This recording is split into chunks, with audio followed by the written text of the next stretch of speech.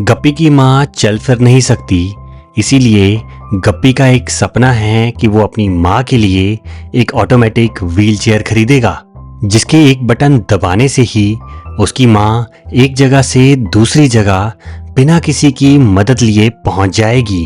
अपनी माँ के लिए व्हीलचेयर लेने का सपना गप्पी के लिए इतना बड़ा है कि वो दिन रात मेहनत कर करके एक एक पैसा जोड़ रहा है। क्योंकि अब घर पे कमाई करने वाला इकलौता गप्पी ही था, इसलिए पढ़ाई लिखाई उसे मजबूरन काफी साल पहले ही छोड़नी पड़ गई। अब वो गांव में बनी एक छोटी सी चाय की दुकान पे काम करता है और उसी दुकान के पास बने एक छोटे से पानी के कंटेनर में एक नई तरह की मछलियां पालता है। क्योंकि गांव में ये मछलियां और किसी के पास नहीं, इसीलिए गप्पी का इन मछलियों को बेचने से ही काफी खर्चा चलता है।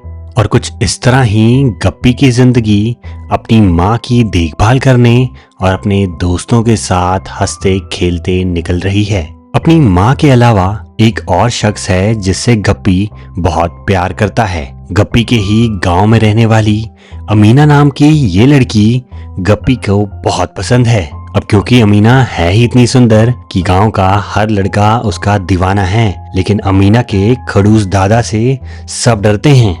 अमीना के दादा गांव में बने एक रेलवे क्रॉसिंग पे रेलवे गेट ऑपरेटर का काम करते हैं और आजकल पूरे गांव में इस रेलवे क्रॉसिंग के बहुत चर्चे हैं, क्योंकि सरकार की तरफ से अब इस फाटक पे एक ओवर ब्रिज बना दिया जाएगा और इस ब्रिज को बनाने की जिम्मेवारी एक वर्की नाम के इंजीनियर की है।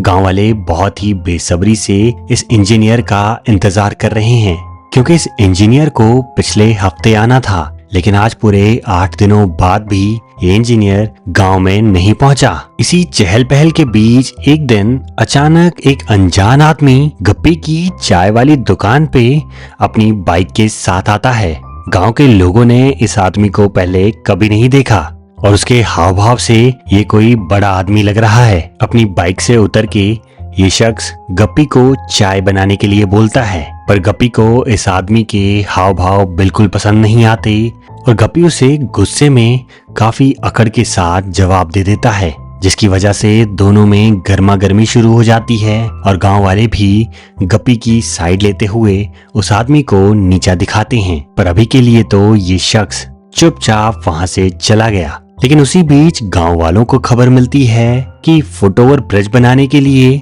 जिस इंजीनियर का हम इंतजार कर रहे थे, वो इंजीनियर गांव में आ चुका है।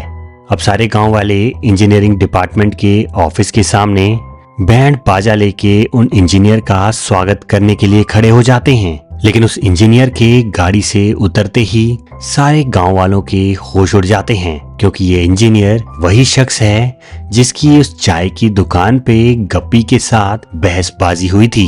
ये जानने के बाद कि वर्की ही वही इंजीनियर है जिसका हम काफी समय से इंतजार कर रहे थे, गप्पी भी थोड़ा हैरान परेशान हो जाता है, क्योंकि गांव में एंट्री लेते ही गप्पी ने इस इंजीनियर के साथ झगड़ा मोल ले लिया और ना जाने अब इतने बड़े दर्जे का ऑफिसर गप्पी से बदला लेने के लिए क्या क्या ही करेगा। लेकिन इससे पहले कि ये पहले वाला मामला ठंडा हो जाता, गप्पी और उसके दोस्तों को गलती से ये वर्की इंजीनियर अपनी गाड़ी से टक्कर मार देता है, जिसकी वजह से गप्पी और उसके दोस्त इंजीनियर पे चढ़ जाते हैं। क्योंकि अब गलती इंजीनियर की थी तो वो भी बेचारा कुछ बोल नहीं सकता, इसलिए चुपचाप गप्पी और उसके दोस्तों को कुछ पैसे देके वो वहां से अपनी जान बचाता है। पर अब इन दोनों घटनाओं के बाद वर्की इंजीनियर के मन में गप्पी से बदला लेने की आग अब और तेज हो चुकी है। उसे ये बात बिल्कुल पसंद नहीं आ रही कि एक छोटी सी उम्र का बच्चा उसे 2 बार इतनी बुरी तरह जलील कर गया, और वो भी पूरे गांव के सामने। और इसीलिए गप्पी से बदला लेने के लिए वर्की इंजीनियर ने अपना दिमाग चलाना शुरू कर दिया है। एक दिन गांव के दौरे पे निकले वर्की इंजीनियर की नजर गप्पी की मछलियों के कंटेनर पे पड़ती है। अपने असिस्टेंट की मदद से वर्की गांव के सरपंच को ये मैसेज पहुंचाता है कि आज से कोई भी गप्पी की ये मछलियां नहीं खरीदेगा। झूठ मूठ का बहाना बनाते हुए वो कहता है कि गप्पी की मछलियों में कई तरह की बीमारियां हैं और मैं आज से किसी को भी इसकी ये मछलियां नहीं खरीदने दूंगा। लेकिन जब गप्पी को वर्की इंजीनियर की इस घिनौनी हरकत के बारे में पता चला तो वो आग बबूला हो गया। गुस्से में उसने वर्की पे हमला कर दिया। हमले में वर्की तो बच गया, लेकिन उसने उसकी जीभ को काफी नुकसान पहुंचाया। लेकिन ऐन सही मौके पे वर्की गप्पी और उसके दोस्तों को पकड़ लेता है। उन्हें सबक सिखाने के लिए वो उनके पीछे भागता है, लेकिन ये सारे दोस्त मिलके इंजीनियर पे हमला कर देते हैं। पहले तो इन सब ने मिलके इंजीनियर को दबोच लिया और फिर गप्पी ने इंजीनियर के हाथ पे काफी गहरी चोट पहुंचाई। हर एक पल के साथ गप्पी और इंजीनियर की दुश्मनी बढ़ती ही जा रही है। एक दो दिन बाद मामला थोड़ा ठंडा हुआ ही था कि वर्की और उसकी टीम जिस ओवररोड ब्रिज के काम में लगी थी, उनके उस कैंप में कोई आग लगा देता है। वर्की का शक इस मामले में भी सीधा गप्पी पे जाता है और इस घटना के बाद उसने फैसला कर लिया है कि वो गप्पी को सबक सिखा के ही रहेगा।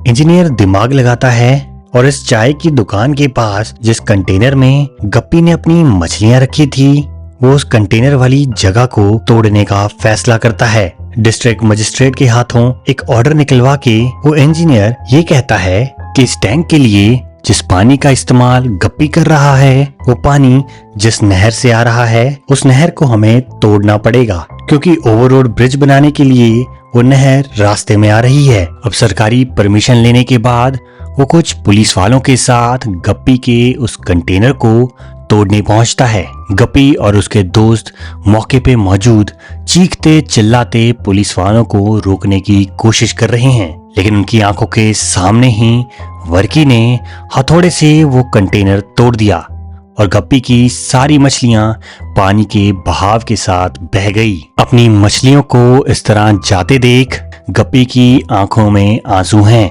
और इस छोटे से बेचारे बच्चे को रोते हुए देख सारे गांव वाले भी रोना शुरू कर देते हैं। अब गुस्से में आग बबूला गप्पी उस वर्की इंजीनियर को मारने तक की कोशिश करता है। अपनी माँ की व्हीलचेयर के लिए उसने जो पैसे बचा के रखे थे, वो उन पैसों को एक किलर को देके वर्की की सुपारी दे देता है। अब गप्पी ने जैसा कहा था, वो किलर वैसे ही वर्की को मारने पहुंचता है। गप्पी ये सारा नजारा दूर से देख रहा है, लेकिन वो किलर जैसे ही वर्की को मारने की कोशिश करता है, ये सारा दाव उस पे उल्टा पड़ गया और वर्की ने उसे मार के वहां से ही खुद ही भगा दिया। ये सब देख के गप्पी घबरा जाता है और वहां से भागने की कोशिश करता है, लेकिन अचानक जब उसकी नजर उस इंजीनियर पे पड़ती है तो गप्पी देखता है कि इंजीनियर तो जख्मी होके वहां गिरा है। उसके पेट पे किसी ने चाकू घोंपा है। अब बेचारा गप्पी आखिर है तो एक अच्छा इंसान। इंजीनियर ने चाहे उसका जितना भी नुकसान किया हो, लेकिन वो अपनी आंखों के सामने एक आदमी को मरते हुए नहीं देख सकता। गप्पी तुरंत इंजीनियर को हॉस्पिटल पहुंचाता है। समय रहते इलाज मिलने पे इंजीनियर की जान बच जाती है और उसे पता है कि उसकी जान किसी और ने नहीं बल्कि उसके सबसे बड़े दुश्मन गप्पी ने ही बचाई है। इस घटना के बाद अब उस इंजीनियर का दिल भी पिघल जाता है। उसे अपनी गलती का एहसास होता है और इस गलती को सुधारने के लिए वो फैसला करता है कि वो इस गांव को और गप्पी को छोड़ के हमेशा हमेशा के लिए चला जाएगा। वर्की तुरंत रेलवे गेट ऑपरेटर यानी अमीना के दादाजी के पास पहुंचता है और उन्हें बताता है कि उसने इस गांव को छोड़ने का फैसला कर लिया है, क्योंकि इस क्रॉसिंग पे ओवररोड ब्रिज बनाने का कोई तुक ही नहीं बनता। मुझे लगता है कि इस प्रोजेक्ट का कोई मतलब नहीं और उसके बिना भी ये क्रॉसिंग अच्छी तरह चल सकती है। उस गेट ऑपरेटर को इतनी खबर देने के बाद वर्की तो वहां से चला गया, लेकिन गेट ऑपरेटर दादाजी की आंखों में आंसू छलक आते हैं और इस समय एक छोटा सा फ्लैशबैक चलता है जिसमें हमें दिखाई देता है कि वर्की पे हमला करने वाला और उसके कैंप को आग लगाने वाला और कोई नहीं बल्कि ये रेलवे गेट ऑपरेटर ही था। दरअसल ये रेलवे गेट ऑपरेटर नहीं चाहते थे कि इस रोड पे कभी ओवररोड ब्रिज बने, क्योंकि अगर ओवररोड ब्रिज बन गया तो उनकी ये रेलवे गेट ऑपरेटर वाली नौकरी चली जाएगी और अगर उनकी नौकरी चली गई तो वो अपनी पोती अमीना को कभी पढ़ा लिखा के एक डॉक्टर नहीं बना पाएंगे। और बस इसी डर के मारे वो इस हद तक पहुंच गए कि उन्होंने वर्की को मारने की कोशिश भी की, लेकिन उस वक्त वर्की ने उनकी आंखें देख ली थी और वो पहचान गया था कि उस पे हमला करने वाला शख्स कौन है। पर वर्की अभी इस दादाजी की मजबूरी भी समझता है, क्योंकि घर में कमाने वाले ये इकलौते हैं और पोती से प्यार भी उन्हें बहुत ज्यादा है। इसीलिए उनकी मजबूरी को समझते हुए वर्की उन्हें कुछ नहीं बताता, बल्कि चुपचाप उन्हें उनकी गलती के लिए माफ कर देता है। इसके बाद अपनी एक और गलती का पश्चाताप करते हुए वर्की गप्पी को अपनी बाइक पे बिठा के उसकी चाय वाली दुकान पे ले जाता है, जहां वर्की ने गप्पी के लिए एक नया मछलियों वाला टैंक बनवाया है, जिसमें गप्पी की वही सारी पुरानी मछलियां उन्होंने फिर से भर दी। अपनी मछलियों को वापस आता देख गप्पी बहुत खुश हो जाता है और शायद वापस अपनी मछलियों का बिजनेस शुरू करके वो अपनी माँ के लिए इस बार तो व्हील चेयर खरीद ही लेगा। यही खुशखबरी देने के लिए वो भागा भागा अपनी माँ के पास पहुंचता है, लेकिन उसके घर में तो एक सन्नाटा छाया हुआ है। गप्पी देखता है कि उसकी माँ बिस्तर पे पड़ी आंखें बंद कर चुकी है और वो गप्पी को छोड़ के हमेशा हमेशा के लिए इस दुनिया से बहुत दूर जा चुकी हैं। अपनी माँ के गम में डूबा गप्पी अकेला शांत होके बैठ चुका है, मानो उसके शरीर से आत्मा जा चुकी हो और बस एक जिंदा लाश बची है। इसके कुछ दिनों बाद गांव के एक बहुत बुजुर्ग आदमी बहुत दिनों बाद गांव में आते हैं। उसी चाय की दुकान पे बैठ के वो अपने गांव वालों से गप्पे लड़ा रहे हैं और उनकी नजर वर्की इंजीनियर की फोटो पे जाती है। वर्की इंजीनियर के बारे में लोगों को बताते हुए वो कहते हैं कि ये एक बहुत ही होनहार इंजीनियर थे, जिनके पूरे केरला में काफी चर्चे थे। लेकिन एक दिन अचानक अपने पूरे परिवार को इन्होंने एक कार एक्सीडेंट में खो दिया। इनकी पत्नी, इनकी एक छोटी बच्ची और माता पिता सारे उस एक्सीडेंट में मारे गए।